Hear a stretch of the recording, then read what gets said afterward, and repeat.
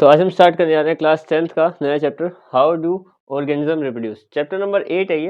नहीं, अब 7 हो गया, एक चैप्टर कट गया तुम्हारे केमिस्ट्री का। ठीक है, चैप्टर नंबर 8 में हमें ये देखना है कि ऑर्गेनिज्म से रिलेटेड देखना है कि वो कैसे रिप्रोड्यूस होते हैं। सिर्फ ऑर्गेनिजम्स मतलब जैसे कि हमारे एटॉमिक लेवल से, मतलब छोटे लेवल से लेके बड़े लेवल तक जाएंगे। ह्यूमंस देखेंगे, एनिमल्स देखेंगे, माइक्रोस्कोपिक लेवल पे कैसे रिप्रोडक्शन होती है वो सब देखेंगे। ठीक है, तो आज हम बेसिक से शुरू करते हैं। आज हम जो कवर करेंगे इस वीडियो में, उसमें हम देखेंगे रिप्रोडक्शन क्या होती है, डीएनए वेरिएशन। वेरिएशन के साथ साथ एक और चीज हम देखेंगे, क्या बोलते हैं, वेरिएशन क्यों जरूरी है, और साथ साथ जो रिप्रोडक्शन के दो टाइप है, सेक्सुअल और असेक्सुअल, उन दोनों के बीच में डिफरेंस भी देखेंगे। ठीक है, तो स्टार्ट करते हैं आज। देखो, रिप्रोडक्शन क्या होती है। It is a biological process, it is a biological process by which the living organism produce new individual similar to themselves. देखो, इसका डेफिनेशन का मतलब ये है कि एक ऐसी प्रोसेस होती है कि इसकी वजह से जब इसको वो करते हैं परफॉर्म, तो जिसमें से लिविंग ऑर्गेनिज्म जो होता है ना, वो अपने आने वाली अगली पीढ़ी को जन्म देते हैं जो उन्हीं की तरह दिखती है। ठीक है, सिमिलर टू देमसेल्व्स। अब यहाँ पे ऐसा नहीं है कि बिल्कुल ही उन्हीं की तरह दिखती है, कि हर जो मतलब बाप है उसकी तरह बिल्कुल बेटा बिल्कुल सेम आगे आगे, ऐसा बिल्कुल हर एक सेम नहीं होती चीज। लेकिन उन्हीं की तरह दिखने का मतलब है दो हाथ दो पैर, इस तरीके का रहेगा। ऐसा नहीं कि भाई कोई अलग जानवर ही पैदा हो गया, ऐसा कभी नहीं होता। ठीक है, सेम ही तरीके से चलता है ये हिसाब। ठीक है, तो ये हो गया।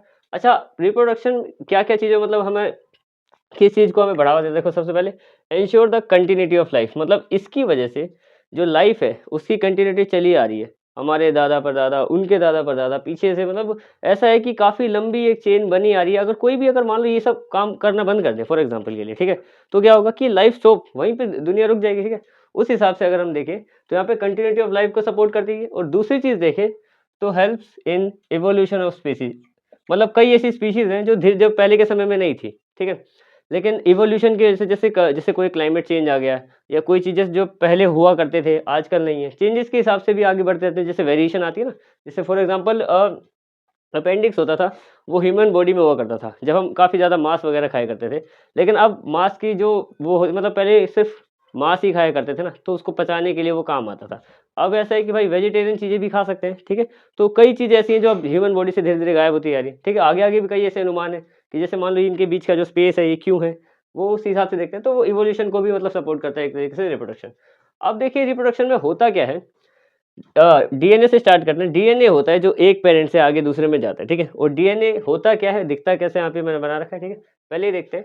डीएनए की फुल फॉर्म एक नंबर में आ जाती है कभी कभी, डाईऑक्सी रिबो न्यूक्लिक एसिड। ठीक है, ये इसकी फुल फॉर्म है, एक नंबर में आती है, काफी बार पूछी भी जाती है, एमसीक्यू में पूछ लेते हैं कुछ भी। ठीक है, अब ये होता क्या है, it is a thread like structure. ये एक मतलब धागे की तरह देखने वाला स्ट्रक्चर होता है, that carries all information about our traits, यानी कि जो ट्रेड्स है, ठीक है, एक पेरेंट से जो उसका न्यू ऑफस्प्रिंग होने वाला है, या फिर अगली जनरेशन में जो भी पीढ़ी में जो बच्चा होने वाला है फॉर एग्जांपल, तो उसमें क्या होता है ना कि वो सारी इन्फॉर्मेशन उसमें एक तरीके से फीड करता है। ठीक है, कि उसको किस तरीके का दिखना है। ठीक है, तो ये डीएनए जो होता है वो इन्फॉर्मेशन को आगे, मतलब एक पेरेंट से आगे वो मतलब जैसे उनका कोई भी ऑफस्प्रिंग होने वाला है उसके तरफ पहुंचा देता है। ठीक है, and it pass from our generation to the next, मतलब जो हमारी जनरेशन है उससे अगली जनरेशन में चले जाता है। ठीक है, डीएनए। अच्छा, डीएनए के डायग्राम पे आ जाते हैं क्वेश्चन कभी कभी। देखो, डीएनए का डायग्राम इस तरीके से दिखता है कुछ, ये ऐसे ऐसे करके जो बनाया है उन्होंने यहाँ पे, इसका जो बाहर वाला शेल है ये वाला, ये होता है शुगर फोस्फेट बैकबोन। अगर कभी एक नंबर में पूछ लिया बाई चांस, ठीक है, तो जो डीएनए के जो बाहर वाला हिस्सा है ये वाला हिस्सा, ये जो बाहर बाहर है, इसको हम बोलते हैं शुगर फोस्फेट बैकबोन। और जो अंदर है, अंदर ही जो तुमने कई सारे नाम देखे होंगे, CGTA वगैरह वगैरह, ये सब जो नाम होते हैं, ये हमारे नाइट्रोजनस एसिड्स होते हैं। ठीक है, और ये इनकी फुल फॉर्म अगर पूछी जाए तो जी से हमारे पास ग्वानिन होता है, सी से साइटोसाइन, और टी से थाइमिन, और ए से एडेनाइन। ठीक है, एक एक नंबर में आ भी सकते हैं, और ये उसका डायग्राम है एक तरीके से डीएनए का। ठीक है, अच्छा, वेरिएशन की बात करें तो DNA is not identical to the original, there are many errors in copying. मतलब देखो, जो डीएनए होता है ना, वो इतना नहीं होता कि मतलब जैसे एक बाप है उसका बेटा बिल्कुल ही सेम हो जाएगा, शक्ल सेम ही सेम दिखती चली जाएगी, आगे आगे वेरिएशन आती है। ठीक है, हाइट की वेरिएशन आ सकती है। अब मान लो कोई बाप है वो 5'7" है, हाइट के हिसाब से मान लेते हैं, तो जरूरी नहीं है कि उसका जो बेटा है कि वो 5'7" ही पैदा होगा, मतलब क्या पता 5'6", 5'5" पैदा हो जाए। ठीक है, कलर की बात करें, कलर मान लो कोई स्किन टोन मान लो 8-7 कुछ भी है, तो जरूरी नहीं कि बिल्कुल वही होगा। लेकिन हाँ, अगर मान लो जैसे कि बहुत ही ज़्यादा चेंज आ गया तो सोचने की बात है, लेकिन वैसे ज़रूरी नहीं है। वेरिएशन थोड़ी बहुत हमेशा आती ही आती है। ठीक है, आई कलर भी डिसाइड होता है। जैसे मान लो जो आई कलर चल रहा है पीछे से, जैसे ब्लैक कलर आई कलर है, ठीक है, तो वो भी हमें ट्रेस में मिलता है। लेकिन जैसे कई सारी चीज़ें होती हैं, ये जो डीएनए है ना, ये हमें एक तरीके से ये सारी चीज़ें छोटी-मोटी चीज़ें हमें यहाँ पे दे सकते हैं। चैप्टर 9 जो हेरिडिटी एंड एवोल्यूशन है ना, उसमें हम पढ़ेंगे ट्रेड्स के बारे में कि वो भी 2 तरीके के होते हैं। एक तरीके से मैं तुम्हें अभी बता दूँ, तो ट्रेड्स भी 2 तरीके के होते हैं। एक जो हमें पहले से मिलते हैं, जैसे हाइट हो गई, कलर हो गया, ये हेयर का कलर हो गया, ये हो गया। लेकिन कई ऐसे ट्रेड्स होते हैं जो हम बाद में जाके सीखते हैं, उसपे भी हम चैप्टर 9 में आएँगे। जैसे कि मान लो ये टीचिंग है, ये टीचिंग अगर मैं तुम्हें पढ़ा रहा हूँ, तो ज़रूरी नहीं कि मेरा जो होने वाला बेटा वो भी टीचर ही बने, है ना? वो कोई अलग-अलग ट्रेड अडॉप्ट कर ले, ठीक है? तो अभी हमने यहाँ पे देखा रिप्रोडक्शन, डीएनए और वेरिएशन। अब हम देखते हैं कि वेरिएशन क्यों ज़रूरी है और साथ ही साथ रिप्रोडक्शन के जो 2 टाइप होते हैं वो क्या-क्या होते हैं, ठीक है? आगे बढ़ते हैं। तो अब हम आते हैं इम्पोर्टेंस ऑफ वेरिएशन और साथ ही साथ असेक्सुअल रिप्रोडक्शन और सेक्सुअल रिप्रोडक्शन, इनमें डिफरेंस क्या है ये देखेंगे, ठीक है? देखो वेरिएशन की बात करें अगर हम लोग, तो इसमें क्या होता है हमारे पास कि it helps organisms adopt changing environment, यानी कि जो वेरिएशन है ना, वो धीरे-धीरे क्या करता है, जो एनवायरनमेंट चेंज हो रहा है उसको धीरे-धीरे अपने हिसाब से एडॉप्ट करने की भी क्षमता देता है हमें, ठीक है? जैसे कि फॉर एग्जांपल मौसम ही बदलते हैं, ठीक है? जैसे सर्दियाँ आती है तो हम लोग ज़्यादा कपड़े पहन लेते हैं क्योंकि हमें ही लगता है कि ठंड लग रही है ना?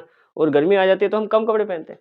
वही क्योंकि हमें पता है कि जो हमारी जो सराउंडिंग है ना, जिस हिसाब का हमें एनवायरनमेंट देगी, हम अपने आप को चेंज कर सकते हैं। उसी को एक तरीके से वेरिएशन कहेंगे ना। तो वेरिएशन वही चीज़ है जो हमें धीरे-धीरे बदलते हुए और मौसम के जैसे पहले की बात करें, उतनी गर्मी जैसे आजकल पड़ती है, पहले नहीं पड़ा करती थी। उससे पहले कुछ और समय रहा होगा। जिस हिसाब का समय रहा, जो इंसान है या फिर ह्यूमन्स हैं, एनिमल जो भी, एनिमल्स भी वैसे ही होते हैं, प्लांट्स भी वैसे ही होते हैं, ठीक है? तो वो उस हिसाब से मतलब फंक्शंस किया करते थे अपने अलग-अलग तरीके से। तो जो वेरिएशन है ना, जो बदलाव है धीरे-धीरे, वो पहली बात तो एडॉप्ट करने में मदद करता है, जो चेंजिंग एनवायरनमेंट है उसको एडॉप्ट करने में मदद करते हैं, चाहे वो कैसा भी हो जाए। इंसान मतलब चाहे दुनिया थोड़ी और इस जैसे मान लो ये हालत है इस दुनिया की, इससे और बदतर हो जाएगी तो हम और कोई तरीका निकालेंगे, लेकिन और बेहतर हो जाएगी तो भी नए तरीके निकालेंगे रहने के, ठीक है? तो ये होता है वेरिएशन और चेंजेस एनवायरनमेंट जो हम एडॉप्ट करते हैं धीरे-धीरे, ठीक है? दूसरा, it provides stability to species and support evolution, यानी कि ये जो है ना वेरिएशन, ये स्टेबिलिटी भी प्रोवाइड करती है और सपोर्ट करते हैं इवोल्यूशन को। इवोल्यूशन मतलब जो समय के साथ धीरे-धीरे हमारे अंदर बदलाव होते हैं, उसको इवोल्यूशन कहते हैं। जैसे हमें पता है कि डार्विन की थ्योरी के हिसाब से हम लोग पहले बंदरों बंदरों की तरह थे, बेंड रहते थे, फिर सीधे, सीधे, सीधे हो गए। इंसान सीधा बिल्कुल सीधा होके हम चलने लग गए, ठीक है? अगर मान लो हम लोग ज़िद पे अड़ जाते कि नहीं हमें इवॉल्व नहीं होना है, ठीक है? तो आज तुम्हें सिर्फ मेरा हाथ ही दिख रहा होता ऊपर की तरफ, पता है ये बेंड रहने की वजह से। तो यहाँ पे ये है ना हिसाब की जो इवोल्यूशन है ना, वो भी वेरिएशन को सपोर्ट करता है, ठीक है? तीसरी बात करें, DNA variation leads to different form of species and creation of new species. नई-नई स्पीशीज का मतलब क्रिएशन हो रही है धीरे-धीरे। अब यहाँ पे क्या सीन है देखो, जो वेरिएशन है ना, वो लीड करती है डिफरेंट फॉर्म ऑफ स्पीशीज। ये देखो पहले कम स्पीशीज थी, ठीक है? लेकिन पहले पहले की अलग थी अपनी स्पीशीज, जो समय के हिसाब से एक्सटिंक्ट हो गई, खत्म हो गई। लेकिन अब देखें तो अब नई स्पीशीज आ रही है। जैसे-जैसे एनवायरनमेंट बदल रहा है, वैसे-वैसे कई नए जानवर आ जाते हैं, इंट्रोड्यूस होते हैं कि भाई ये पहले नहीं थे, और कई ऐसे जो पहले थे, आजकल है ही नहीं, ठीक है? उस पे भी डिपेंड करता है। अच्छा, रिप्रोडक्शन की बात करें तो वो 2 तरीके का उनका डिफरेंस होता है। असेक्सुअल रिप्रोडक्शन क्या होता है? Single parent give rise to young ones, यानी कि एक पेरेंट ही अगली ऑफस्प्रिंग को जन्म दे सकता है, ठीक है? जो अपना आने वाली अगली पीढ़ी है उसको जन्म दे सकता है। इसमें क्या होता है, 2 पेरेंट्स रिक्वायर्ड, और that is 1 male and 1 female. Required या नीड जो तुम्हें लिखना लिख सकते हो, ठीक है? यहाँ पे क्या है कि कम से कम 2 चाहिए होते हैं, 1 मेल 1 फीमेल। सेक्सुअल रिप्रोडक्शन में 2 पेरेंट चाहिए और इसमें 1 पेरेंट से ही काम बन जाता है। अच्छा देखो, अब यहाँ पे सिंगल पेरेंट से काम बन रहा है, तो इसमें गैमेट्स की ज़रूरत नहीं पड़ेगी भाई। तो यहाँ पे गैमेट्स आर नॉट फाउंड, मतलब गैमेट्स नहीं होते। गैमेट्स बेसिकली क्या बोलते हैं, मेल गैमेट्स। जैसे एग्जांपल ले लो, एग्जांपल लोगे तो तुम्हें समझ में आ जाएगा। जैसे मेल गैमेट होता है, अगर मैं ह्यूमंस की बात करूं तो स्पर्म होता है, ठीक है? एंड ओवम फीमेल गैमेट होता है। तो जब 2 अलग-अलग है तो वहाँ पे गैमेट्स होते हैं, ठीक है? क्योंकि 2 पेरेंट हैं, 2 पेरेंट आ गए तो दोनों के गैमेट्स वहाँ पे इन्वॉल्व होंगे, फर्टिलाइजेशन प्रोसेस होएगी। इसमें क्या सीन है, इसमें जब सिंगल पेरेंट है तो गैमेट का सीन ही नहीं होता कभी भी। अब तुम इसका एग्जांपल ही देखोगे ना, जैसे माइक्रो ऑर्गेनिज्म। माइक्रो ऑर्गेनिज्म क्या क्या क्या सीन है, जैसे मान लो कुछ इस तरीके के छोटे-छोटे होते हैं वो लोग, ऐसे-ऐसे करके दिख रहे हैं। यहाँ पे कट लगाया ना उसी टाइम, जैसे ही मान लो मैंने इधर कट लगा दिया, तो ये एक अलग हो गया डॉटर सेल, ये एक अलग डॉटर सेल हो गया, मतलब ये 2 नए हो गए उसी टाइम, मतलब डॉटर प्रोड्यूस, ठीक है? जैसे यहाँ पे मैंने इसमें लिखा हुआ है, it is a rapid process, मतलब ये जैसे मान लो ये एक सिंगल पेरेंट है, माइक्रो ऑर्गेनिजम्स के हिसाब से ये है। यहीं कट लगाया उसी टाइम 2 डॉटर सेल वहाँ पे जन्म ले लिया, ठीक है? मतलब इतनी रैपिड प्रोसेस होती है, ठीक है?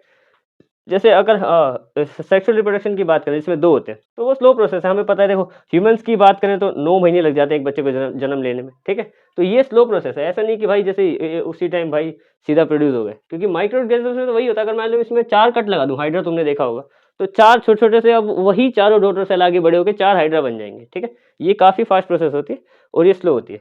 अच्छा, इसमें क्या बोला है कि they are identical to parents. अब एक ही है, देखो इसमें गैमेट होता नहीं है, ठीक है? एक पेरेंट है, उसी पे कट लगा है, तो वो बिल्कुल आइडेंटिकल होगा क्योंकि कोई इसमें दूसरे गैमेट का रोल ही नहीं है। समझे बात को? कि यहाँ पे ये मान लो एक हाइड्रा है, हाइड्रा तुमने देखा होगा कुछ इस तरीके का पेड़ जैसा दिखता है कुछ ऐसा, ठीक है? अब यहाँ से एक दूसरा हाइड्रा निकल जाता है, तो वो दूसरा उसमें कोई दूसरा गैमेट इंट्रोड्यूस नहीं हुआ, ठीक है? जैसे मान लो ये पानी है, ठीक है? पानी में क्या किया मैंने, नीला रंग लेके ऐसे घोल दिया, ठीक है? तो वो नीला ही होएगा, ऑब्वियस सी बात है। लेकिन अगर मैं 2 अलग-अलग रंग डालूँगा ना, तो क्या होगा कि उसका कलर ना पहले जैसा होगा ना दूसरे से, कुछ नया बन के आएगा। तो यहाँ पे ये तो बिल्कुल सेम दिखते हैं, जैसा ये हाइड्रा है तो दूसरा हाइड्रा भी जो इससे जन्म लेके जब ये टूटेगा, तो ये बिल्कुल सेम दिखेगा जैसे ये दिख रहा है, ठीक है? लेकिन यहाँ पे क्या होता है, दे आर सिमिलर, ये जो सेक्सुअल रिप्रोडक्शन होती है सिमिलर तो होती है बट नॉट आइडेंटिकल, बिल्कुल सेम नहीं होते। क्यों? क्योंकि रीज़न मैंने अभी दिया कि 2 अलग-अलग गैमेट है, जैसे कि वही 2 अलग-अलग रंग घोलेंगे पानी में, तो कुछ नया ही रंग निकल के आएगा, बिल्कुल सेम तो दिखते ही नहीं है, वरना फिर आधार कार्ड बनाने की तो ज़रूरत ही नहीं पड़ेगी, ठीक है? तो ये वाला सीन है। अच्छा, इसके एग्ज़ाम्पल में माइक्रो ऑर्गेनिज़्म आ गया, इसके एग्ज़ाम्पल में प्लांट्स आते हैं और एनिमल्स आते हैं। देखो एनिमल्स में तो ये सेम रहेगा कि 2 गैमेट है। अच्छा, प्लांट्स के अगर हम गैमेट्स की बात करें, तो प्लांट्स में जो मेल रिप्रोडक्टिव मेल गैमेट होता है वो होता है एंथर और इसमें ओव्यूल, ओव्यूल, ठीक है? तो यहाँ पे आज हमने डिस्कस किया importance of variation, sexual reproduction, asexual reproduction, इनके बीच का डिफरेंस भी देख लिया हमने, ठीक है? अब हम बढ़ेंगे इसके आगे चैप्टर पे। आज के लिए दैट्स इट।